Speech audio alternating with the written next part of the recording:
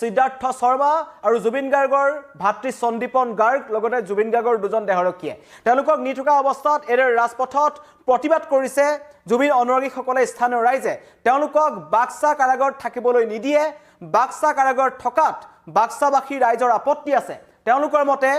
বাক্সালৈ জুবিন গাৰ্গৰ এই ঘটনাত জড়িত 5জন অভিযুক্তক আনি সেই ঠাইখিনিৰ নাম বদনাম কৰিব নালাগে তেওঁলোকে কৈছে জুবিন গাৰ্গ আমাৰ আপোন আছিল আৰু জুবিন গাৰ্গৰ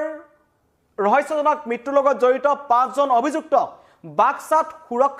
সুৰক্ষা দি ৰখাটো তেওঁলোকে মানি ল'ব বিচৰা নাই সেই কাৰণে বাক্সালৈ গৈ থকা অৱস্থাত যিখন বৰমা উৰণ সেতু আছে উৰণ সেতুৰ তলত এদৰে স্বতঃস্ফূৰ্তভাৱে ওলাই আহিছে ৰাইজ এয়া এটা বৃহৎ কনভয়েৰে এদৰে সিদ্ধাৰ্থ শৰ্মা শ্যামকানু মহন্তক নি থকা হৈছিল কিন্তু এই সকল লোক তাত ৰখি আছে তেওঁলোকৰ এটা স্পষ্ট কথা যে জুবিন গাৰ্গৰ ৰহস্যজনক মৃত্যুৰ লগত জড়িত থকা কোনো ব্যক্তিকে তেওঁলোকে মুছলপুৰত থাকিবলৈ নিদিয়ে বাক্সাৰ নতুন কাৰাগাৰত তেওঁলোকে আলহী হ'বলৈ নিদিয়ে তেওঁলোকৰ এটাই কথা যে তেওঁলোকৰ ঠাইখিনিৰ নাম বদনাম হ'ব তেওঁলোকৰ সেই অঞ্চলটোৰ নাম বদনাম হ'ব জুবিন গাৰ্গৰ লাখ লাখ অনুৰাগী সেই অঞ্চলটোত আছে তেওঁলোকৰ স্পষ্ট কথা যে নহ'ব আমি ইয়াত থাকিবলৈ নিদিওঁ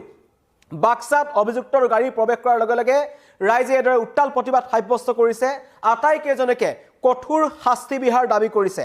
বাক্সা কাৰাগাৰত ৰখা হ'ব শ্যামকানু মহন্ত সিদ্ধাৰ্থ শৰ্মা সন্দীপন গাৰ্গ লগতে জুবিন গাৰ্গৰ দুজন পিএছক আশা কৰি মানুহে সন্দেহ প্ৰকাশ কৰিছিল আশংকা কৰিছিল যে